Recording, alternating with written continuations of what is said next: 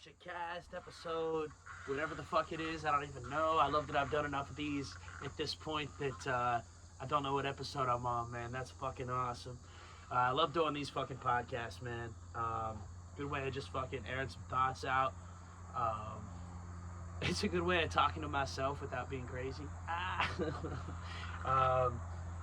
Yeah, I mean, because it's dope because I feel like I'm talking to everybody, but at the same time, I feel like I'm just talking to me, so it's less pressure, if that makes sense. Like, don't get me wrong, I can't wait to have some guests on this motherfucker, right? But, like, when it is just you got nobody else in the room to, like, even fuck up your energy in any way, you know what I mean? You're just pure 100% your energy coming through. That shit's awesome, man. That shit's awesome.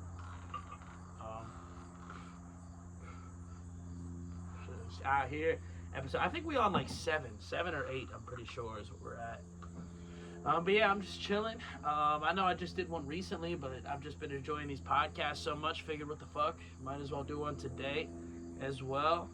And yeah, man, especially after been a lot of interesting shit going on. Last time I talked about Shane Gillis' special, amazing. I'm pretty sure I've rewatched it like 3 times since that day.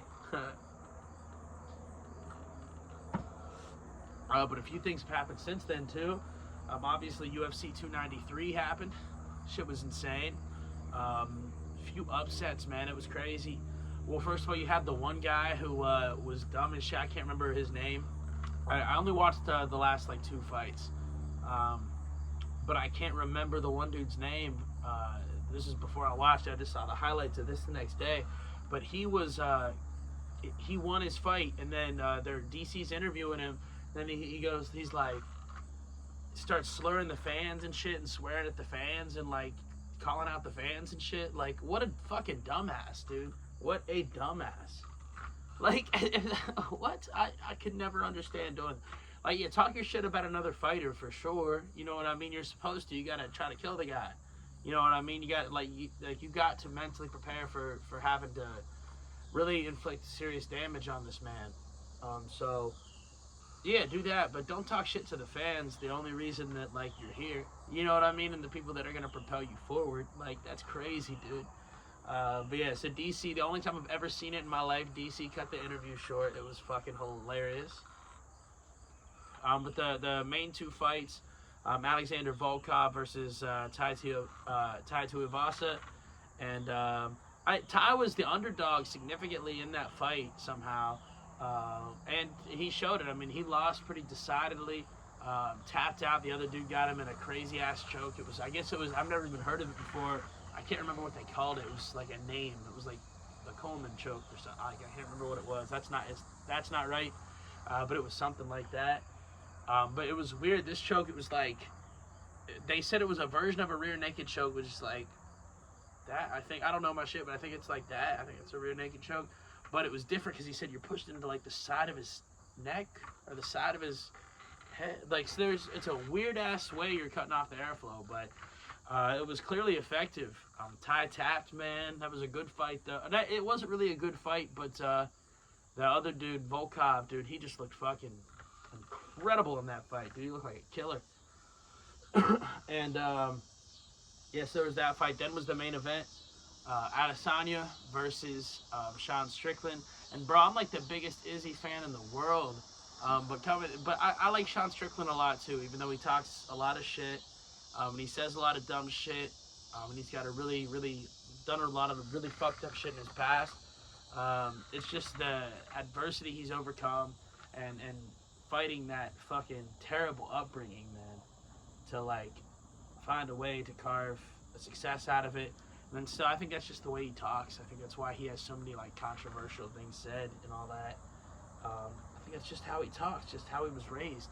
For better, I'm not saying it's a good thing, but I don't think he's intending to offend anybody or anything like that when he talks. But yeah, so it was kind of cool to see him get the belt, dude. I mean, that was amazing. I had 5 on him. Of course, Sean Strickland was one of the biggest ever underdogs in main event history. Well, he's the biggest underdog to win, as far as I know.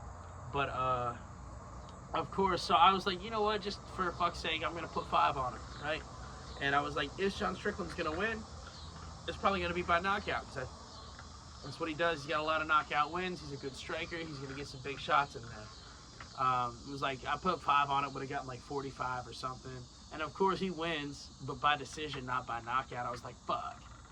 But yeah, it wasn't even a good ass fight. It was just a good ass showing for Sean Strickland, for real.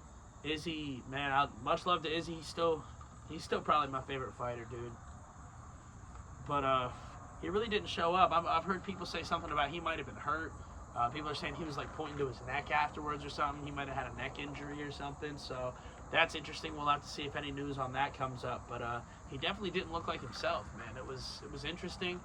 I hope there's a rematch. I can't wait for the rematch. If there is one, and I think Izzy wins the rematch just because, like, now he knows a little bit more what to expect. But Sean Strickland, bro, can't be discounted. We got to give a lot of credit to that man.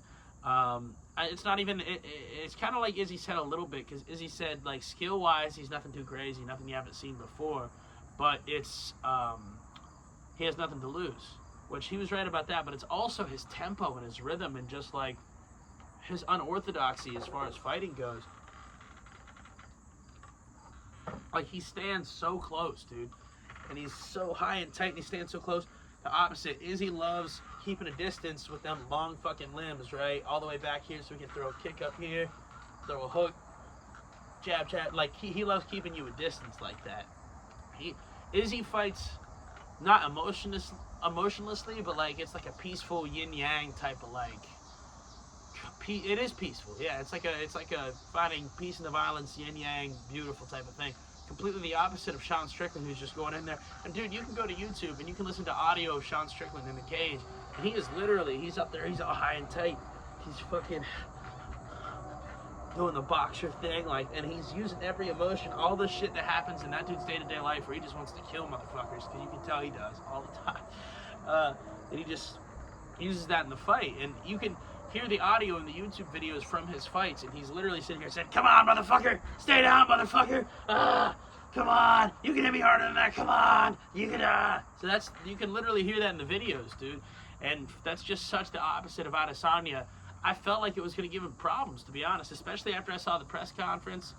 And again, Adesanya, don't get me wrong, Adesanya is not afraid to say whatever he wants to say.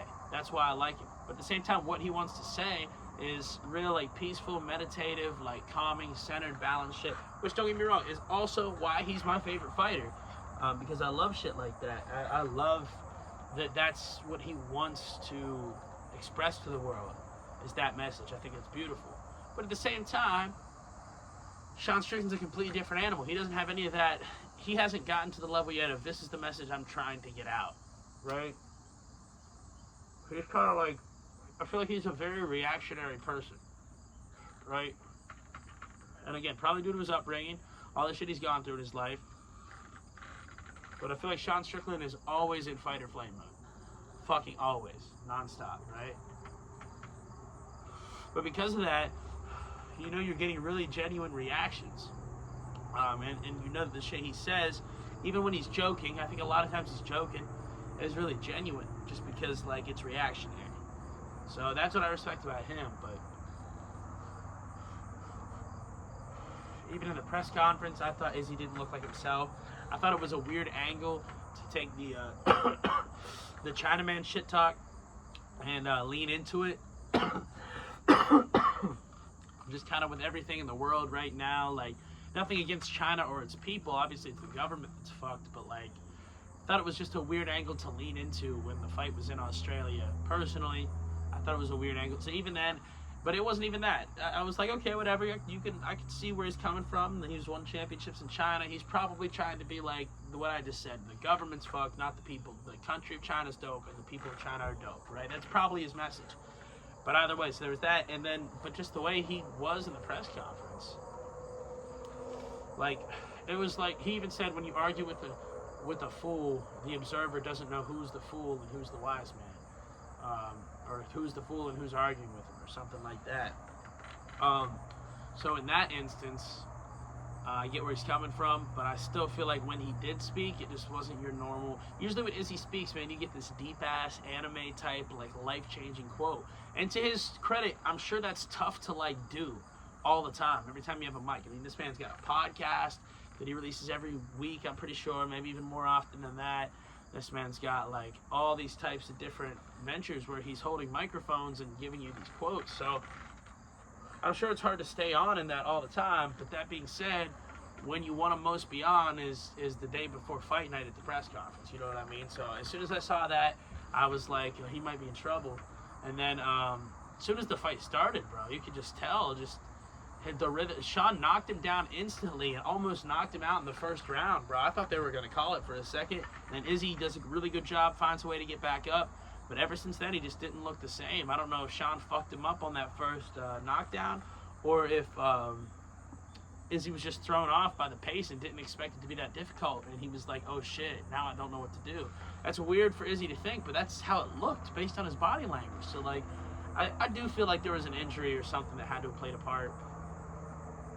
I don't know. We'll have to see. We'll have to see. It was interesting. Still, I mean, Israel Adesanya showed up more than my Pittsburgh Steelers did this Sunday. That was terrible. That was terrible, dude. Week 1, went out there. Dude, Kenny Pickett, perfect quarterback rating in the preseason. Led 5 drives in the preseason. We scored fucking touchdowns on all 5 of the drives that he led in the preseason. And he went out there and played like dog shit. Week 1. Obviously, it's just 1 game. Still a lot of time. Still plenty of season left. But as excited as I was for that game and for us to come out, and it's not about the loss. It's about the fact we didn't even fucking show up, man. It was like from minute 1, from second 1, from kickoff, it was just a fucking massacre. Was not fun to watch at all. Was not fun to watch at all, dude. I mean, we learned a few more things from the game. And then also, Cam Hayward got hurt, which isn't good. Deontay Johnson got hurt already, which isn't good. So I'm just like, fuck. Not a good start to the year at all. Positives to take away, there really aren't any, that I could see. I mean, the entire team looked terrible. Offense, defense, special teams. That was really bad. So, I don't know. Week 2, I guess. It's wild. But another thing we did learn from that game, though, is Brock Purdy is a fucking baller, dude. Like, Brock Purdy is a fucking baller. Don't get me wrong, there were a few plays where our defense was just dog shit, but you also got to keep in mind, we still have pressure on that defense. So TJ, Cam, before he got hurt, they were, like, our pressure was good. We were getting to him most of the time, but he was just spinning out, dude. Or fucking just stepping up. He was doing all the right moves at all the right times to get out of there and complete a pass or make a little like 5-6 yard gain on the ground. Yeah, dude. Brock Purdy made some nice fucking throws. Really good escapability that I saw from him. I can't wait to watch that young man's career develop in the league. That's gonna be really fucking cool. Because he looked like a goddamn baller yesterday, dude. Fucking baller. So yeah, not a good day for the Steelers. Fantasy-wise, my one fantasy team won, the other one lost, but the one that lost is for more money, so that kind of sucks. But again, it's just week 1, and I'm happy with the win that I got. I'll take that. Count my blessings. You know what I mean? I'm happy with that. So yeah, then the Cleveland Browns shit all over the Bengals, dude. That was crazy. That was crazy. Didn't expect it. Probably glad to see it because the Bengals are the bigger threat in the division. They always start off slow. Appears they're doing the same this year. Good on the Browns for handing them a nice loss because I'm way more scared of the Bengals than the Browns. Although they both look far better than our team looked the other day than my team looked, the Steelers. There was that. The Ravens struggled a little bit early on with the Texans. Then they ended up pulling away. Lamar did not have a good day. But C.J. Stroud, I mean, he didn't do anything crazy. I think he had like 262 yards. I don't even know if he had a touchdown. But I don't think he had any picks, and I don't think he had any fumbles. So no turnovers, 262 yards on your first day of the regular season. That's not terrible. That's a decent day. A better day than Kenny Pickett had. You know what I mean? A better day than a lot of quarterbacks have in a given week. So that was cool to see. Baker Mayfield led the Tampa Bay Buccaneers to victory. Love to see that. He's just entertainment, man. I love seeing that dude when he is winning. I love seeing that dude when he's losing.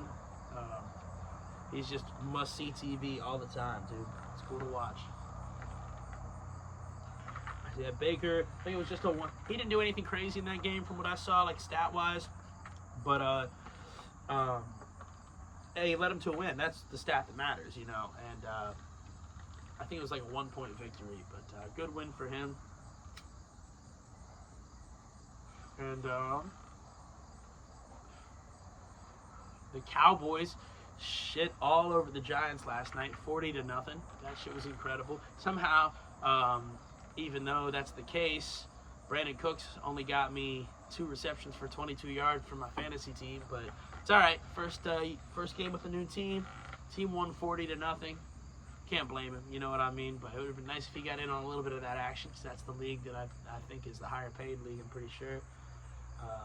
But yeah, it was a dope week 1 overall as far as the league goes. But the Steelers, dude, that was very concerning. I really, like, I'm so mad about it. My stomach still hurts a little bit from it. That shit was really bad. Dude, and I work a customer service job, like, still. So I was at work, dude. Customers were coming in, and I was like, I wasn't rude to them, but like, it was like body language wise, like you could just tell. So maybe like, is that all you need? All right, you find everything? All right, cool. Get out of here. Like pretty much. Like I didn't say get out of here, but that was pretty much the attitude. I feel like what am I supposed to be at before the fucking Steelers lost, dude? Then I sold something really expensive, so I made a little commission off of that. Should be. So that helped a little bit. But yeah, I might have to take a piss in the middle of this podcast. That sucks, but I'll extend it by 10 minutes. So I'm gonna go do that now. Alright, I'll be right back, but y'all are gonna get a slightly longer podcast, so that's the trade-off. Be right back.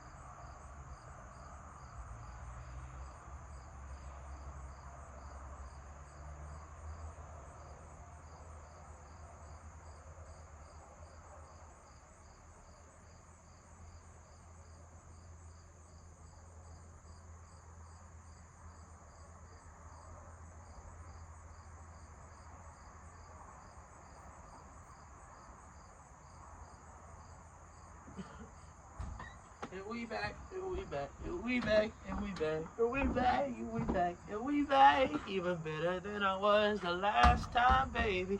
Ooh, ooh, ooh, ooh, I'm good, so good. Y'all remember that song, dude? Good ass intro. Chance the Rapper, Acid Rap, one of the greatest tapes of all time. Bro was like 18 years old when that tape was written and released. Like, that's insane, the talent at that young of an age. And still probably to this day is, in my opinion at least, easily his best project. That tape's amazing, dude. Good ass intro. He starts hitting you with the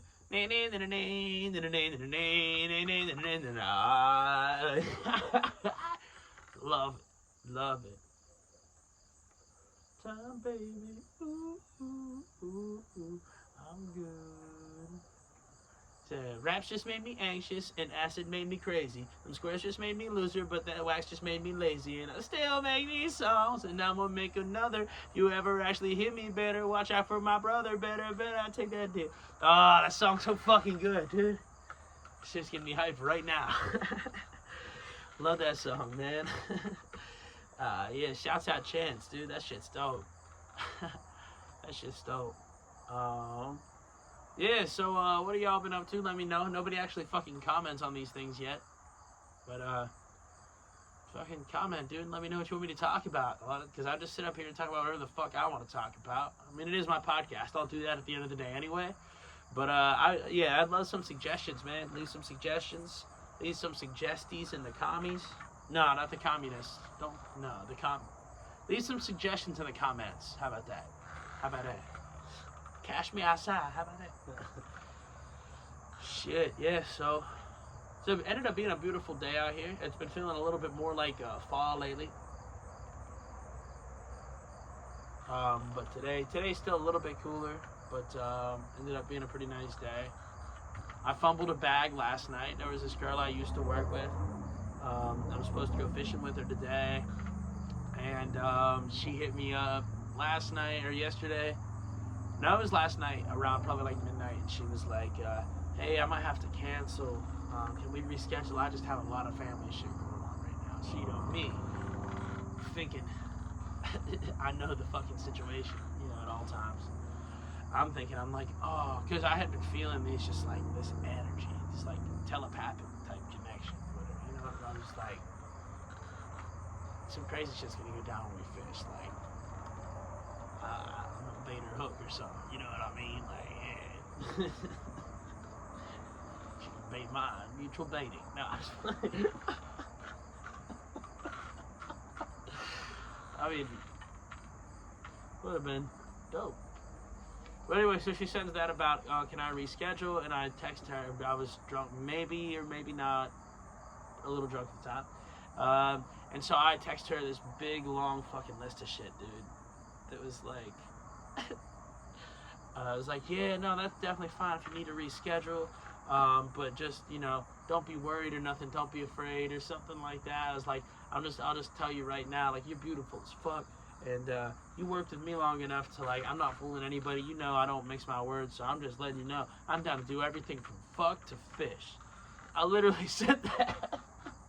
I said, we can go fish, and it can be nothing sexual, or we can chill sometime, and that's fine too, or we can fucking go at it. Like some fucking animals in this bitch. Or anything in between. And I was being super, super drunk, honest. And so today I wake up, and I see text from her, and I'm like, oh, fuck. Forgot about that.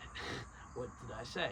So I didn't even reread my message, but her big long message is basically like, oh yeah, I'm in a relationship right now. I'm like, oh, which, you know, I'm still the type of person, do I know him? Then fuck him. I don't care. Like, it doesn't affect me. But, like, I didn't mean to disrespect her in any way with that. You know what I mean? I had no fucking clue.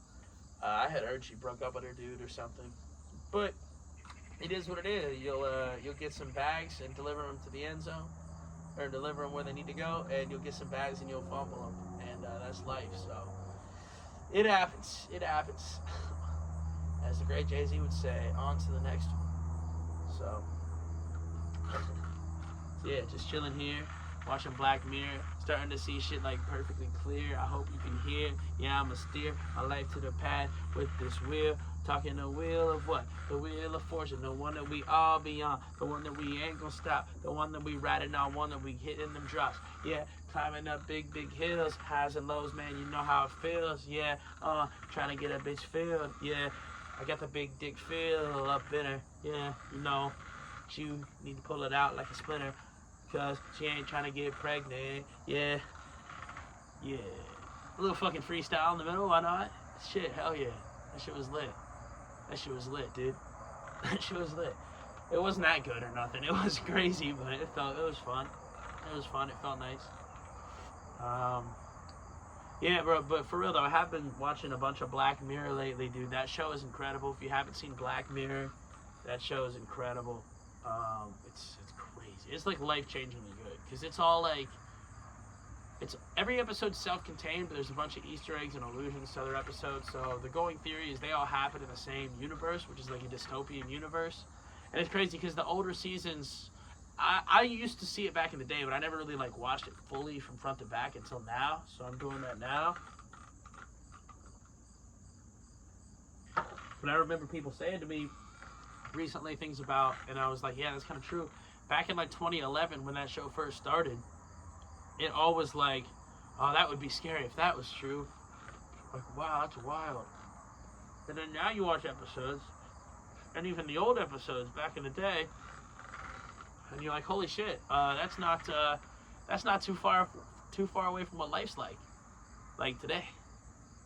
Like, fuck. It's crazy. That's why it's so wild, and that's why it's like, I'm not a big like horror movie guy or whatever, because I'm just like, oh yeah, this demon's attacking you. Okay, that's scary. Whatever. Yeah, cool effects. Oh, cool jump scare or whatever. But like, whatever.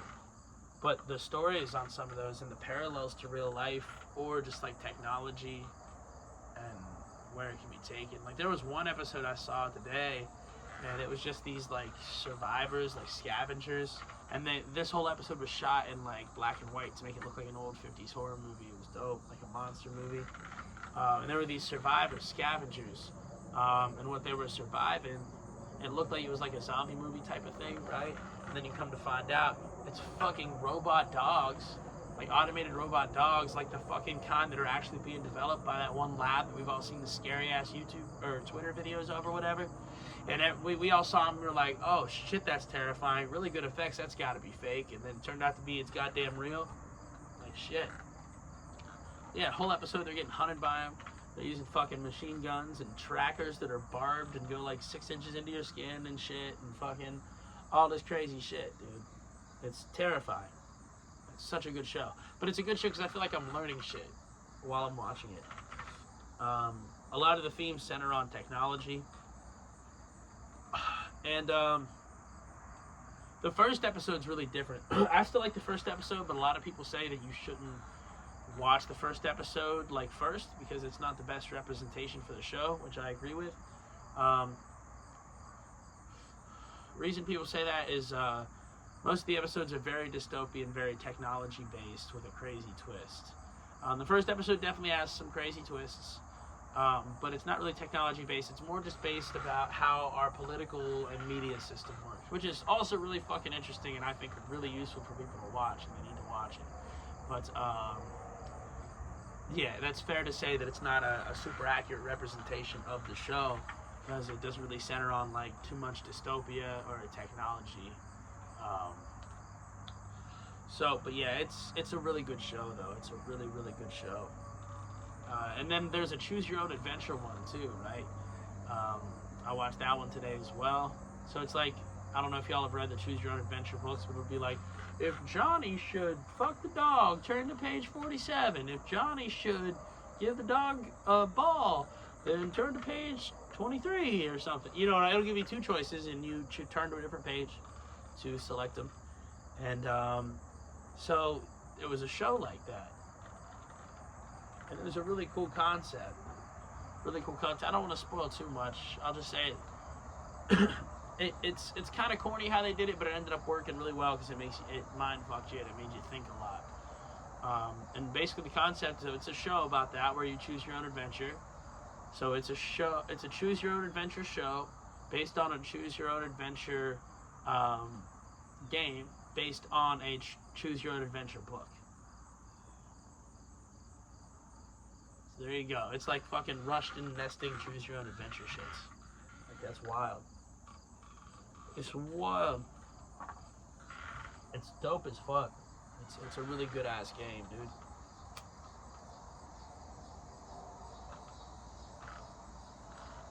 Just in here, Ohio State. I guess they looked a little bit better this week. It was fucking Youngstown State, so I'd hope so. But still, dude, the offense worries me. The quarterback play worries me. We'll see. We'll see how the season goes. It's a little worrying to me. The rest of the offense, I mean, we got Marvin Harrison, Samson Abuka. Or no, wait. Is his name Samson? I think it's his name, right? Samson Abuka? Something Abuka. But they're both really good. Simon Abuka? I think it's something. I can't remember. But yeah, they're both outstanding, dude. But I don't trust the quarterback play that much. Neither of those dudes looked that great the other day. I don't think we really have anybody else, so we'll have to see how it goes. It's just like watching like Landry Jones players. So it's just like these little 5-yard dink and dunks and shit like that. It's crazy. Shit, what a dope ass fucking day, dude. Out here. It's fucking beautiful out.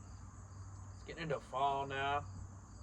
White girls are coming out of their cocoons like fucking werewolves. Just, pumpkin spice. Yeah. It's starting to happen. I'm seeing the transformation right before my eyes at work and shit every day. So watch out. They're going to be out in full force this year, as always. You white girls, you. Oh, shit. Yeah, just chilling. Dude, just chilling. Smoking a blunt. Oh, you know what I don't think I've talked about on the podcast yet somehow. Rest in peace, Jimmy Buffett, man. What a legend. First of all, I think they said, this is actually, first of all, put it in priority. First of all, this man was an amazing soul and just one of the best vibes ever in music. Just pure island music. One of the originators of like island music, even that we know today, probably, and like club music today. He didn't make club music, but a lot of like the sounds and shit, I don't think you'd hear as much today. Like the little like the gongs and the steel drums, I mean, and shit. I don't think you would hear those as much today if Jimmy Buffett wasn't as successful as he was back in the day. And he also was a great example. I mean, every song you listen to by him is just gonna make you want to like be at the beach with a fucking joint and a few beers, dude, and a baddie that you love, a little bad bitch, and you're just chilling with her, and you're just getting fucked up, just chilling, and you got waves right here, just nobody else is there, or sometimes a lot of other people there, and you're all fucking partying. You know what I mean? Like, but it's all this just chilling at the beach vibe, which there's nothing better than that. That's nature. The ocean makes you realize how small you are. And that was a big part of his message too. I think it wasn't just about let's get drunk at the beach. Like, nah, it was like he just had a love for the ocean and an affinity for the ocean. He had this song called Pirate Looks at 40. In that song, he really puts himself in the eyes of a captain, because his grandfather was a captain and like a sailor, I mean. And Jimmy Buffett, you can tell he always has like that sailor soul, pirate soul, and he even says in the song, yes, I am a pirate, 200 years too late. The cannons don't thunder, there's nothing to plunder. I'm an over 40 victim of fate. Like, that's fucking poetry, dude. It's poetry as fuck, and it's so easy to sing along to too. It's amazing. The vibe was amazing. Rest in peace to a great soul. Some crazy facts about him too. Well, first of all, when he died, I believe his net worth was like $1 billion. I'm pretty sure. And he's not related to Warren Buffett, but they are really good friends because of that. Because everybody always thought they were related, so they ended up getting close and becoming friends. Like, why the fuck do people always think we're related? We got the same last name. Oh, yeah. And then they just started talking. So I'm sure he got a lot of advice from him, about that. And that's dope to see that. And it was an example of a guy who never really had a huge, like, radio push or anything. Like, Margaritaville was on a ton of radios, don't get me wrong. Cheeseburger in Paradise too, probably, like a few of his other more popular ones. But for the most part, was not played on the radio very much at all. You're not going to hear Jimmy Buffett when you're walking through the grocery store, most likely. You know what I mean? It's just like, he doesn't get played with the other 70s, 80s shit for some reason. People listening to Jimmy Buffett, it's kind of more of like they're just listening to Jimmy Buffett for some reason. I don't know. Like, he's his own vibe is what I'm trying to say. And there have been other artists who've come close. Zach Brown Band does a really good job at recreating that vibe. Kenny Chesney does a pretty good job. There's some other artists that are alright at it, but Jimmy was unique, completely his own vibe. So, like, I remember going to his restaurants ever since I was a kid, man, like the Margaritavilles and the Cheeseburger in Paradise restaurants. Shit was just a dope vibe. The food was pretty good, but it was just the vibe there was dope, man. Like, the places looked super cool, all these, like, island colors and shit. Just, like, parrots everywhere and shit. Everybody's just chilling. Nobody had a problem in the world. And I love the fuck. It's kind of like what I said about Adesanya, about him putting out the peaceful vibe. Same thing with Jimmy Buffett. I love somebody that recognizes how much power there is in what you portray to the world, and you can tell has taken serious time and consideration and has said, I want to be, if most people are like pretty singular focused, right, or at least not that good at paying attention, to where we all assign like the first word we can think of to somebody in a sense, like, who is this person? Oh, he's a this, so it's like our the first thing that comes to mind when you see them is a lot of our opinions about people, and people like Adesanya and Jimmy Buffett. Like I'm sitting there and I'm like, I love that you have thought about your image and you have thought about, first of all, number one, I want my image to represent me. Who is me? And the answer to that question ends up being, oh, me is the person that wants to put out the most peaceful shit that I can, or the most positive shit that I can. Like, that's dope as hell to me. Yeah, that's really cool. So I love any artist, like I said, that made it by just having a really loyal fan base that really fucked his shit and made shit for his fans and for himself, his fans himself, and that's all he needed to do. That's all you need to do. He actually got a success with Margaritaville.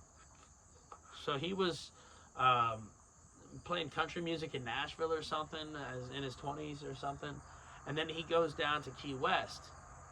I think it was Key West. I'm almost sure. He goes down to Key West and he's just like kind of like, fuck everything there. Like, he just kind of like, he didn't really give up, but he stopped trying to make music that other people wanted to hear. He didn't think he was ever going to get big, so he just would get drunk, chill on the beach, work day jobs, and fucking write the songs that he wanted to write. And eventually he started writing for a few people, and then he wrote Margaritaville, and then it was going to go to Elvis. Margaritaville was initially supposed to be Elvis's song.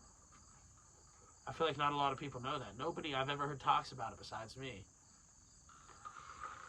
Like, could you imagine Elvis doing it? It would have been interesting. It probably would have been good, but, like, not nearly the level, I don't think, of Jimmy's version, just because it was so genuine. I'm like, oh, it's time away again in the Margaritaville. Like, you know what? It would have been way more like, oh, yeah. Whatever the fuck he did. No disrespect to Elvis at all.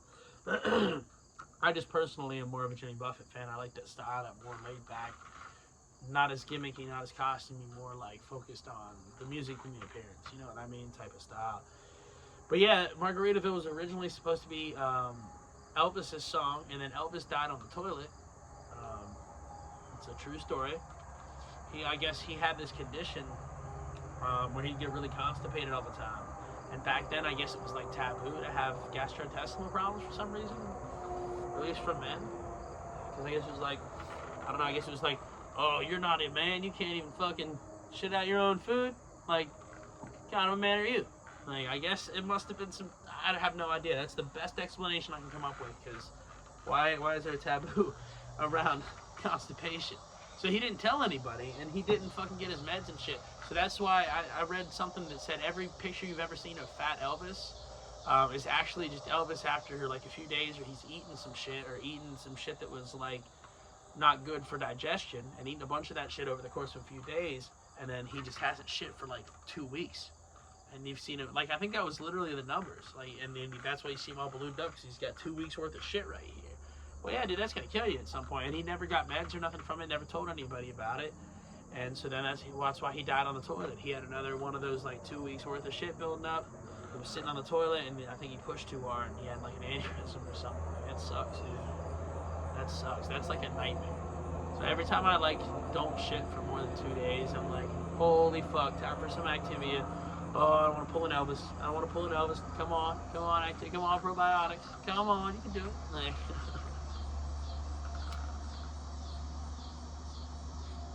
yeah, probiotics. But yeah, it's just wild, that story. Like, it's inspiring. It's one of those, just do what you want to do and what makes you happy, and the universe will assist you and will make sure you get where you need to be, so long as what makes you happy involves, like, what you want to do is spread love in your own unique way, spread positivity in your own unique way, in a way that nobody else can. And I think it's a great example of that. Oh, Nashville didn't fuck with me? Fuck Nashville. I'm gonna go down to Key West, get drunk with some pirates, meet some sailors, run some weed or whatever he did back in the time, and then just make what I want to make. I'll probably never get big. I'll just make what I want to make, and then boom. It's so genuine, people can relate to it. And that's the same thing with Oliver Anthony. Same thing with a lot of artists. I mean, Ed Sheeran even going to London and living homeless. Like, that's not selling out. You know what I mean? That's the complete opposite. Paying your dues. Willie Nelson has a similar story. Willie was also making music in Nashville, like in the 50s and shit. And you can look up like Willie Nelson Nashville or Willie Nelson 1950s. There's really old, like black and white grayscale videos of him, like in a fucking, his hair slicked back. He's got a fucking suit and tie on. He's got his guitar up to here. And it still was good. Don't get me wrong. It still was very good music. It's still, because Willie's a legend. But it wasn't Willie Nelson. You know what I mean? Like, it wasn't like him genuinely. How you could tell he was just like not being himself. And so what he did, again, same thing. He didn't really catch on in Nashville too much. They weren't fucking with him that much. So then he went down to Texas instead. And as soon as he goes down to Texas, he starts fucking growing his hair out, wearing what he wants to wear, smoking weed, and just making whatever the fuck songs he wanted to make. And sure enough, that's when he started getting big. And that's when he started doing all these shows and everything. And being really successful, because you could hear it in his voice, just how much emotion he's putting behind it and all of that. Yeah, it's amazing, dude. Old country music's really good. New country music's really good. Yeah, dude. Zach Bryan's new album was fucking amazing. Excuse me. And Oliver Anthony was just on Jordan Peterson's podcast, so I'm going to have to check that out. So that sounds like an interesting convo. I've seen some clips from it, and they're fucking dope. And it was funny because Jordan Peterson was talking about his playlists. He's like Colter Wall, Johnny Cash, Hank Williams Jr., and like he's listing all these different like old country artists he listens to, or new country artists. And it was pretty dope. I was like, damn, I didn't realize he listened to that much country. He doesn't give me that vibe at all. That's really cool to see that a really, really smart, guy who is very, when he communicates, he likes using a lot of big words and putting them together to, like, he really likes well thought out. And for him to like music that's more like focused on emotion and the feeling behind it, if that makes sense, behind necessarily every word in there. Yes, it has to be perfect, because like they even said when verses like talking or rap, which is so many different words, you have to say what you want to say, you have to condense it down into like 8 or whatever, like for a verse, or 16 or something like for a verse. And he said it's a lot harder to get what you want across and hope people take it the right way in that format. That makes sense. But when it works arguably the best out of any genre when it works. So yeah, it's really, really cool, man. And the state of it's really good now. Like I said, Oliver Anthony's shit is fire. I feel like he's got to put out an album here at some point. Zach Bryan's new album's amazing. I feel like Chris Stapleton probably has an album coming out soon. He just released a song not too long ago. And haven't heard an album from Aaron Lewis in a while. I haven't really think about it.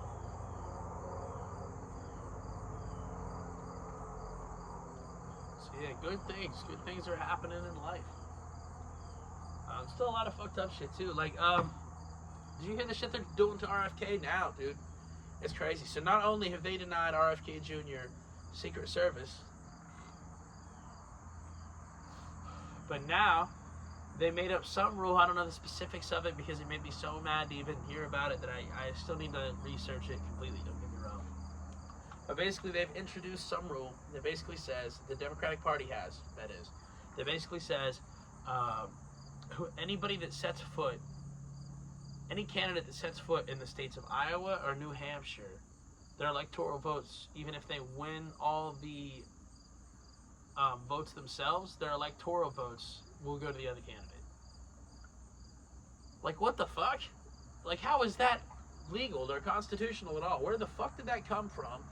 And it's so blatant. They're just trying to fucking rig the election, dude. And then they want to flip out at Trump because he says the last one was. It's like, I'm not even saying the votes were, but like, if you're gonna let certain stories happen and censor other ones, then that by definition is not ethical. And it's not fair, you know what I mean? So yeah, and my thing is, if you don't want that reputation, if you don't want to be accused of that, do everything in your power to ensure a free and clearly free, no bullshit election. And now they're doing the opposite with RFK and there's another, is it Marianne Williams? No, there's another Democrat running. It's a lady, but I can't remember who it is. And they're doing the same thing with both of them. Like, and they said they're thinking about having those two pay for the goddamn primaries because it was, quote, an unnecessary expense. Fucking democracy is an unnecessary expense. And not to mention, back to the fact that Robert Kennedy Jr.'s father, RFK Sr., tried to do the same exact thing.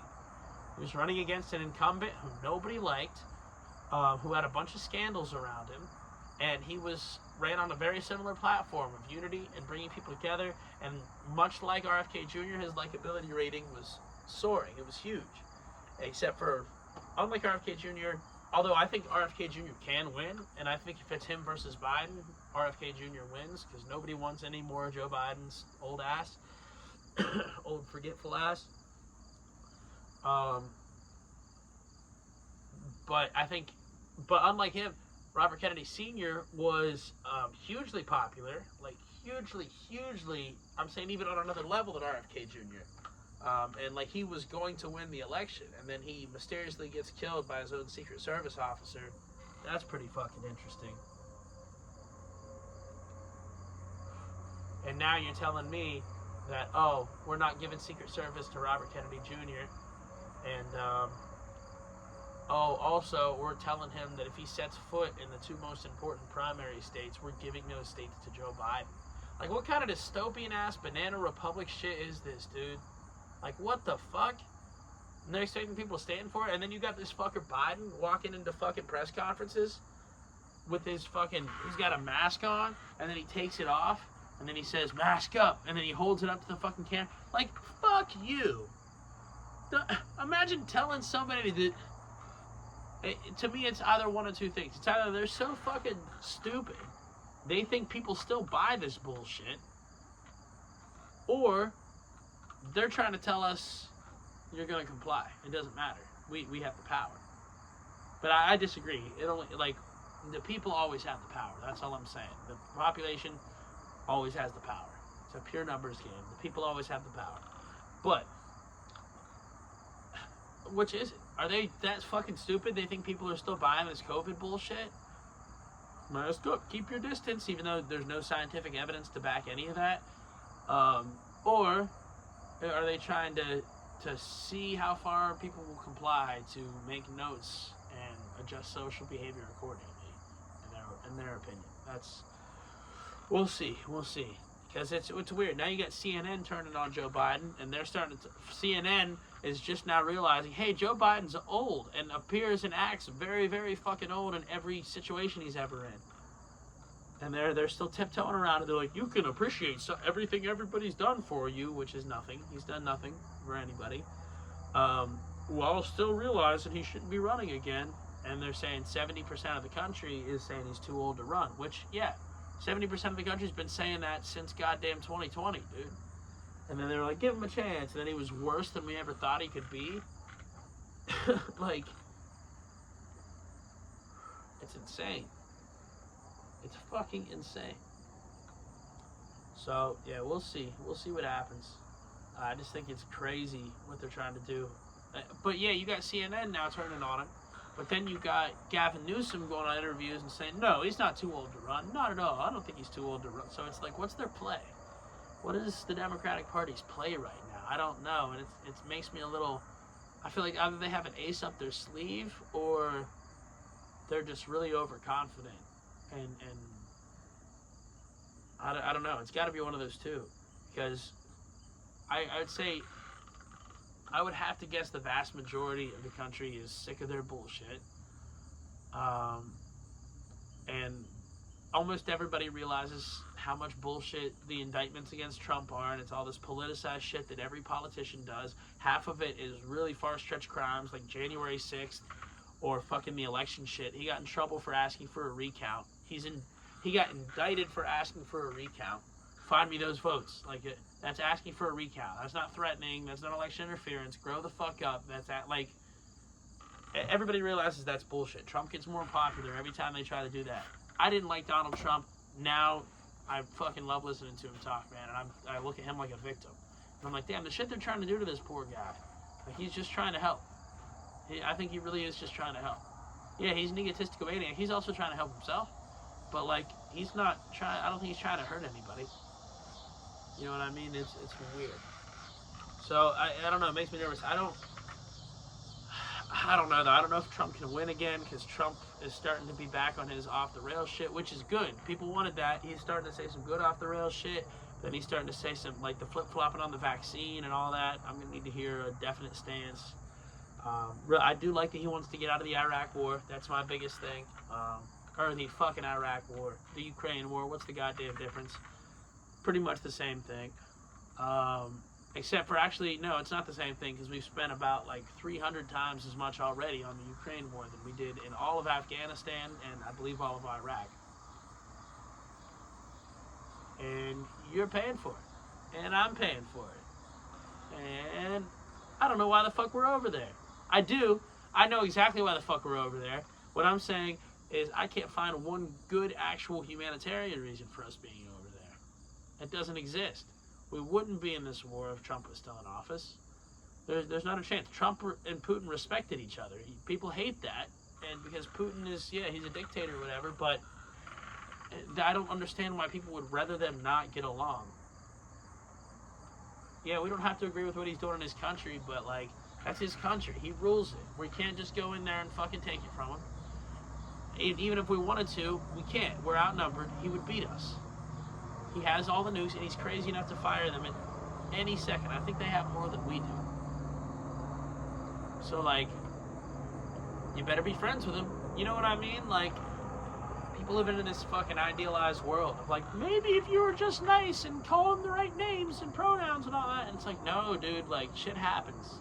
And you gotta learn how to play. You gotta learn how to play the game sometimes. And I think Trump was really good at knowing how to play the game. I'm starting to learn that he's really fucking good with a mic and knowing how to play the game. But while a lot of them are good at knowing how to play the game in a way that benefits themselves or their next election cycle or their stocks or their family or the corporations, they're like their donors, they gave them money for their campaign. They're really fucking good at that.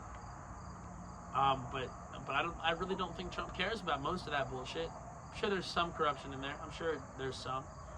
But I legitimately think he's just doing what he thinks is right, trying to run the country how he thinks it should be run, and they're trying to put him in jail for it. And that's very concerning, especially when it's an outsider, guy who's like an everyman like you and me.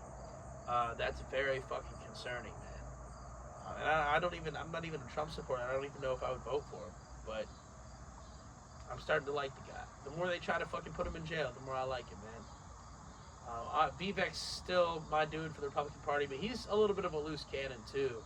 I don't know. He's very, very intelligent though, and I feel like he's probably the most intelligent candidate that there is this election cycle.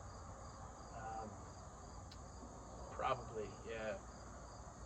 So I still like Vivek, but I haven't heard a whole lot of great shit from him recently. I do know CNN was trying to cancel him. They took some shit out of context, and then he cleared it up, and they were still trying to cancel him, acting like, they're like, what context does this bring? And I'm like, all of it. And you still didn't play the full video.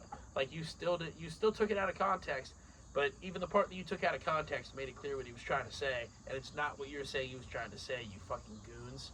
Like, I remember growing up back in the day, and CNN used to be fucking, that's where you got your news from, man. Now, it's like a fucking, like, how are there people that think this is real? Where they turn on fucking CNN, and they're clearly acting. Like, it's not even, they're clearly, like, just saying what people want them to say. It's not, and Fox is the same way, but at least Fox has guys like Hannity. You know what I mean? And I don't even like Hannity that much, but at least I believe it's his views most of the time when he's talking. Obviously, Tucker was the best person on Fox, and ever since he's left, he's gotten extremely more popular. I really like his Twitter series. It's really good. I don't really care about the whole is Obama gay thing. I think it's kind of interesting, but whatever. I don't care about it. The Sinclair thing. But what's interesting is Tucker is supposedly going to be getting an interview. He's trying to interview Vladimir Putin, and I think that would be really interesting. Really, really interesting. I hope he's safe and he takes every precaution when he's doing it. I don't know where the fuck they do it. It would have to be in Russia, right? Because Putin, I don't think, can really go anywhere else because he's wanted for war crimes. Like, I'm not saying he shouldn't be wanted for war crimes, but dude, President Obama committed so many war crimes. President Bush committed so many war crimes. Every U.S. president has committed a ton of war crimes, dude. So we can't really be out here like fucking like, yeah, arrest him. Because our guys are just as bad, if not worse. So yeah, I hope he takes every precaution doing it, and I think it would be a really fucking interesting interview, honestly. So yeah, I hope that happens. What else is going on that I've been seeing in the wrap-up mode? Let it go a little bit longer. I'm chilling. I don't watch pro wrestling that much anymore, but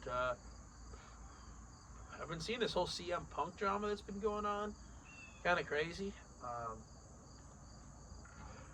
I guess he got into it. So he's on AEW now. Just won a big title fight the other day. At just like he just got the championship from somebody at some pay-per-view they had. And but after that fight, he gets into a brawl with people at the arena who apparently he had already gotten into a brawl with like the same people like a fucking year ago or something. Backstage at another venue. So I guess what happened, from all accounts that I've read, is from their real life. So it appears this tag team of people, I've never even, I don't know enough about AEW to even know who they are, to be honest with you. But I guess they were kind of like, from the interpretation I'm getting from most people, they were walking around like they were the legends. And so they were kind of like being dicks to CM Punk. And he didn't like that, obviously, because apparently CM Punk's a very, like, no bullshit, like, tries to be very professional and all that. So he didn't like that, was fighting him in backstage. And I guess they were going to turn that brawl, like the one that happened last year, the OG one, they were going to turn their real-life beef into, like, a storyline on the show, right? And I guess they had a meeting planned to discuss doing that and working together and bringing that into the show. And that meeting was the night before that pay-per-view the other night, which they got into a brawl again that night because they canceled the meeting, dude. The day before the pay-per-view, the CM Punk won the title, and then they were probably discussing it after that fight, or after that fucking, you know, the show or whatever, and then they probably got into a brawl. And then they fired CM Punk because Tony Khan said something about, I've never feared for my life in an arena. I feared for my life that night. Well, I'm sorry, dude. You're 5'6", 120, and no muscle on you. If you're gonna manage a fucking world wrestling, like a fucking like wrestling entertainment company with fucking 6'6", 270-pound dudes being like the average size person that walks through there, like you can't expect people to not get mad because they're bigger than you. Like people, shit's gonna happen. You know how many backstage brawls there've been in WWE and shit? Like, nut up, dude. You're the fucking manager of a. I know it's not like real fighting, but it's still a real physical sport with real physical athletes that are doing it. People that have, and a lot of times, a lot of steroids, testosterone, and meds going through them because there's no off season. Most of these places have no retirement, and most of them, if you're not a real big wrestler and you're hurt one week, you could get fired because you're not ready to compete. That's crazy. So, like, they're going to lose their temper sometimes, especially when it's a veteran who's been there for a long time and has helped that company out a ton since he's gotten over there. And to be treated like that, I don't blame him. Although, I have no idea what happened. But it's interesting. So now there's talks of CM Punk going back to WWE. I don't know. We'll see. I always say I got to start watching it again. I haven't yet, but yeah, I definitely do at some point. Definitely do at some point. Yeah, it's getting interesting again. Definitely getting interesting again. These American spirits are hitting. Yeah, it's wild. It's winding down to fall. This summer went quick as fuck. But also, like, I don't know. I feel like it's usually colder by now, too. So it's interesting. Summer went quick, but at the same time, it almost feels like it won't end. It's weird. But I'm like kind of glad I'm hanging on to it while it's still here. Excuse me. Yeah. So. Oh yeah, and then I just remember there's a new Kill Tony dropping tonight with fucking Roseanne Barr And, who the fuck else is it, dude? The other dude's a legend. Fuck. I can't remember. It's going to be crazy, though. It's not Tim Dillon. They was already in one together. Oh, that's a great fucking hilarious comedian. I can't remember who it is. Damn, that's pissing me off. I can't wait for it, though. I saw it on there. It's going to be dope as fuck. I can't wait. So I'll probably drop, 9-ish, I think that's when it drops. So definitely going to get high as shit and watch that. That's going to be fun as shit. Yeah. That's a great show, man. Great show. The David Lucas one was hilarious. Post Malone was great. There's so many good episodes. So many good episodes. But I really wish I could remember who's in that episode with Roseanne tonight, man. That's going to be so good, though. I can't wait. Roseanne Roseanne and Alex Jones are probably my two favorite guests on there because there's no controlling them. Like, they're just going to say what they want to say. And the more you let them, the better the show is. And also, though, they're two of the nicest guests ever. They'll sit there and make the most fucked up jokes, but then when it comes to, like, the end of every comedian setup there, they're the nicest people. Like, giving them advice and everything and be like, hey, it was good talking to you, shaking everybody's hand, like, all that. Like, Tony don't even do that, man. And, so that's really cool, man. That's really cool. Yeah, it's going to be a good episode tonight, man. I can't wait. Glad football's back. Random transition, but glad football's back. Fantasy football, man. Something to keep me entertained for a little bit, for sure. I need to get back to making more beats, for sure. Laptop's still fucked up, so I just need to navigate around it. Make some more originals on the acoustic and shit, too. The covers have been really, really fucking fun, man. Been uniting with a lot of music that haven't heard in a while. Realizing kind of where all my different influences come from, a bunch of different places in the world of music. And that's been dope as fuck. But now's the time to do some more original shit again. Figure out where I want to take. I was talking to my buddy about this earlier today, actually. And I was telling him, I was like, I feel like I got from covering, I got so many more tools. I just have to figure out what I'm trying to build next. You know what I mean? So that's the challenge right now.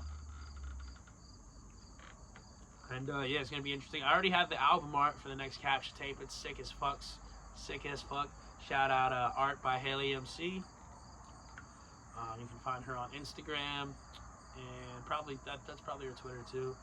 But she makes amazing shit, man. Has done some amazing pieces for some really big names and everything too.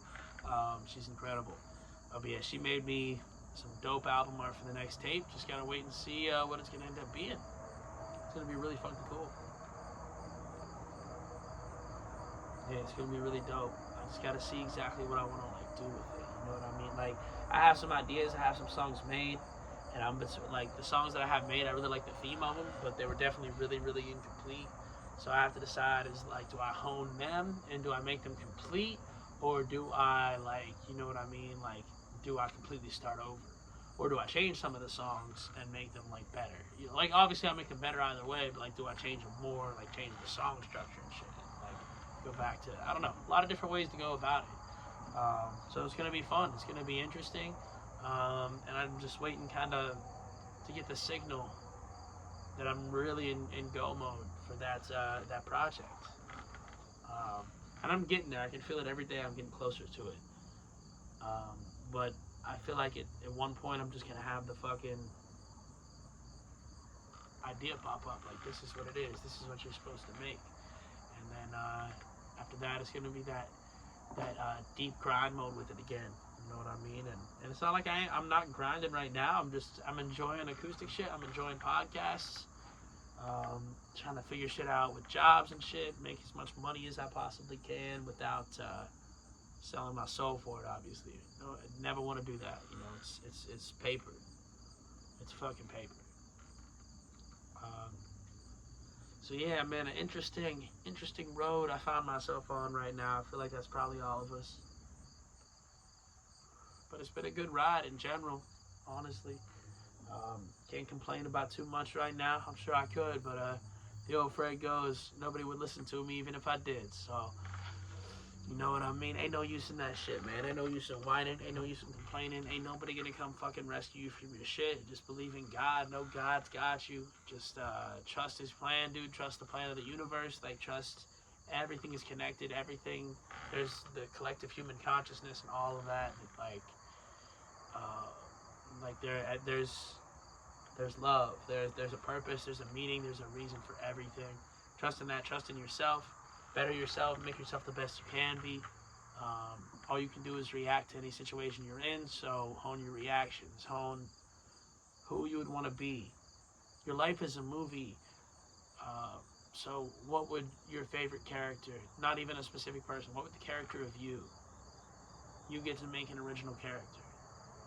You are that character. Now you're playing the character that you completely write their whole fucking, everything except for their backstory to.